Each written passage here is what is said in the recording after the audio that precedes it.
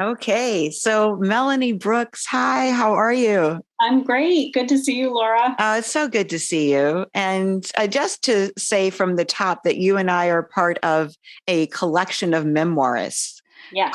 called Moving Forwards. And I'm so excited about our collective. And the best part was the women, it's all women as of Yeah. right now, meeting all of you. And I was kind of one of the last ones to the table, and you were so welcoming. Oh, well, that's what it's become, kind of a place of just support and community. So it's been great to have you Yeah. there. And, your voice has added so much too. Oh, thank you. And you know, it's for me, it's so amazing because I'm reading pieces every Friday and on my nightstand, pieces that I love, either excerpts from books or essays like yours. Yeah. And so I have like this treasure trove of places. I have all these like amazing writer friends that I can go to and say, do you have anything for me? Yeah, And you had something for me, I which did. is beautiful. I love your piece. Today is the day that it drops and is called Don't Forget This Happened, right? And it's an essay that appeared in Modern Loss, Yes. a COVID era plea on World AIDS Day. Right. And can you just, in a couple of sentences or, four or five, tell me what prompted you to write this piece? Well, I, like so many other people, have seen a lot of similarities between the COVID pandemic and the AIDS pandemic, but also some pretty stark differences as well. Because for those of us who lived through the AIDS pandemic, it was, kind of isolated to particular groups and, it wasn't happening to everyone. And so I kind of wanted to write an essay about, kind of the losses that we've forgotten in many ways in our, kind of current culture and, lack of understanding of that time period, and hope that those same losses from the COVID era aren't forgotten. Oh, I love that. And I mean, and you're right. So many times during, especially the beginning of COVID, whatever they call it, COVID-9. No, what is it? COVID SARS. Anyway, COVID-19. Yes. Especially in the beginning of the pandemic, I saw so many parallels to what it was like, the fear around it, Yeah. the like if someone had symptoms, Right. the prejudice, Right. the shame. Yeah. When I twice I thought I had COVID, I actually never ended up. I haven't had it yet.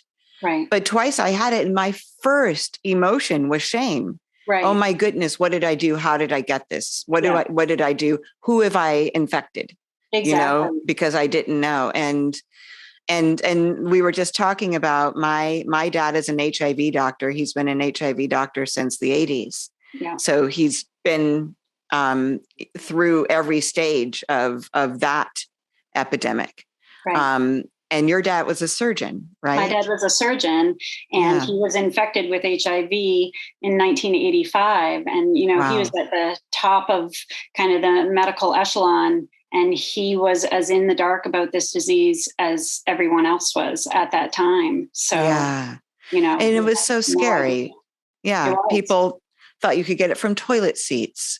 Right. There were babies who were born with AIDS that no one would touch, and they were dying from lack of touch. Like there were all these horrible things happening, and, people, no money was being thrown at trying to figure out the truth of the disease. Right. And, my dad got it from a blood transfusion during open heart surgery. Right. And, didn't imagine that would be a place you would get it. Right. At that time, they didn't realize that, it was still so early that it was unknown that it was bloodborne, and, Well, I love how in your essay you talk about, yes, this is how he got it, but let's not condemn or damn anybody else who got it any other way. Right. Exactly. Yeah. And I mean, that was a lot of the parallels that I saw at the beginning of COVID, because we were saying certain groups got it. And then we were, kind of demonizing certain groups for giving it, and that was happening in the 80s during the height of the AIDS pandemic. There was so much stigma and shame associated with it that, and it doesn't matter, how you got it or where you got it. When you have it, you deserve care and compassion. And, yes. So. Absolutely. And thank you for that. So I want to just say that you're hearing this on September 17th, which is the day before National HIV, AIDS, and Aging Awareness Day. And it's a day to call attention to the growing number of people who are living long and full lives with HIV and to age-related challenges of HIV prevention, testing, treatment, and care. And, I just thought that this holiday probably wasn't around, or this, not holiday, but this day of awareness is newer because people are living longer and healthier lives. Yeah. Yeah. I mean, when my dad was infected, and like I said, he was a surgeon, he anticipated he'd be dead within months, and he lived another 10 years before he died. So, and it's wonderful that people are living with this disease, and it's no longer the death sentence that it was at the time that my dad was infected. Yeah. Yeah. Well, I love this piece. Like I said, I'm having so much fun with it. Just reading your words. You're such a good writer. It's so clever too. I love the way that you compare certain things and how you express it. And then you hear the emotion, but the emotion doesn't take over. Still, you can absorb it on your own. You don't force anything into anyone. And I just so appreciated it. You're such a good writer. Oh, thanks, Laura. Yeah. That's so sweet. Thank you. And I appreciate you sharing it. It's an honor. So I hope you just click off here and go straight to the episode. It's out right now, and enjoy. And thank you, Melanie. Thanks, Laura. It was awesome. On a cold mid-December morning in 1995, I held my dad's hand and watched his shrunken chest rise and fall, and then stop, just like that. 10 years after he contracted HIV from a tainted blood transfusion during open-heart surgery, he was dead.